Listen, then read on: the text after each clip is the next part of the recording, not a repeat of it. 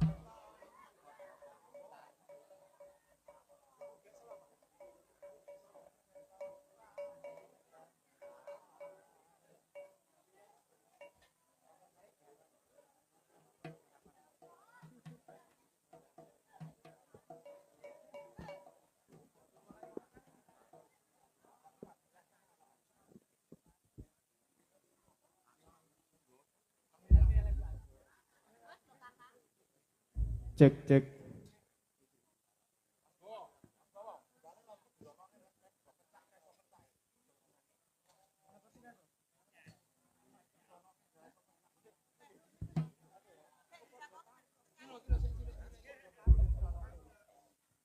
Cek cek.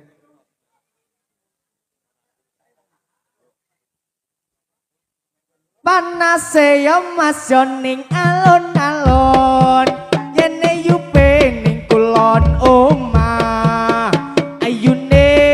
ora kepiyung rupake wong omah Surabaya yo mas pabrik boto kuburan go mendem mayit sembayang ing dosa wadah pupur digolek duit iring-iring yo mas anre kanjeng betom mriki tak sopirane yen seneng ambeng melambeng golek ono ngendi-ngendi omahe ijo-ijo yo mas kok diundui geseng abang ora kurang duwe bojo kok dirusui geseng lega ora kurang-kurang ora-ora yo mas dipangan wedhus anta pripil geriduk lae lera-lera pamite atus mung nganteni gendane gunung-gunung yo mas digawe sawah jer kepiye alim banyoni durung-durung wis digawe susah jer kepiye anding lakoni awan-awan yo mas mundo imbayung ra kuat gowo kacange aku bingung dirapi wong bingung ora kuat nyanggo wirange ali-ali yo mas matane telu ilang siji dipon jembangan yen rabi kondo aku tak sumbang sarung perkalongan aku emoh yo mas sareng perkalongan sing tak jaluk selendang biru aku emong bojo colongan sing tak jaluk resmi-resmi penghulu ereng-ereng yo mas omahe rayap omah gedhe tak saponane yen dengeyel nggon mun jaluk ijab apot enteng atalagon-lagonane dari mana yo mas datangnya lintang dari sawah turun ke kali dari mana datangnya cinta dari mata turun ke hati Surabaya ya mas kae gununge Kulon Progo kabupatene Suleyo karo janjine atiku loro opo-opo tambane Suleyo mas wetan yo kali tengah-tengah tanduran pari sajile padha sregep ngaji manuda buwe kiai Magelang yo mas kabupatene Borobudur kecamatane Putra Rimba iki jenenge pancene suwur nganti-nganti seprene ireng-ireng yo mas anakan lutung delok gantung iris-irisan oleh seneng wis runtung-runtung nerat seto gulung-gulung tangisan cici loro telu papat limo enem pitu wolu songo atiku lagi nandang brotong po bisa golek tombo Borobudur yo mas iku canggine yen Magelang kabupatene do sing akur karo kancane do Sumelang bakal ayem atine esok-esok yo mas ngundo imbayung Gunung Kidul akeh watune durung-durung wis nyambut simbo durung mesti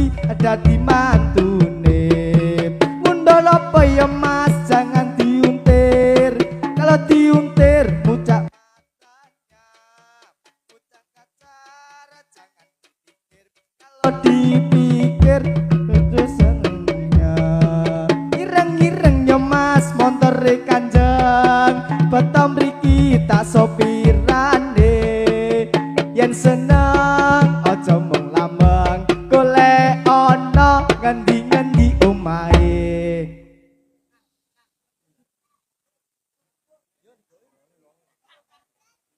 Ini negeri namanya Jawi, kalau agami nama Islami. Agami Islam sudahlah terang, asal dawe dari pangeran. Ayo moko iso nyawaruana rukune Islam yaiku lima syahadat loro rukun kasiji disuwa sira kalawan ngaji. Mila kita enggal padha angupaya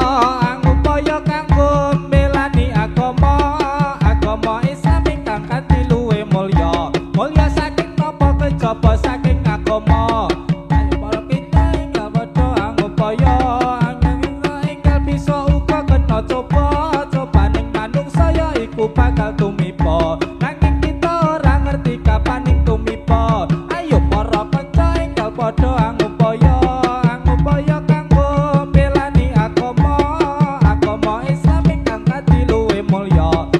saking napa kejaba saking agama. Ini negeri namanya Jawi, kalau agami nama Islami. Agami Islam sudahlah terang, asal dawuhe dari pangeran.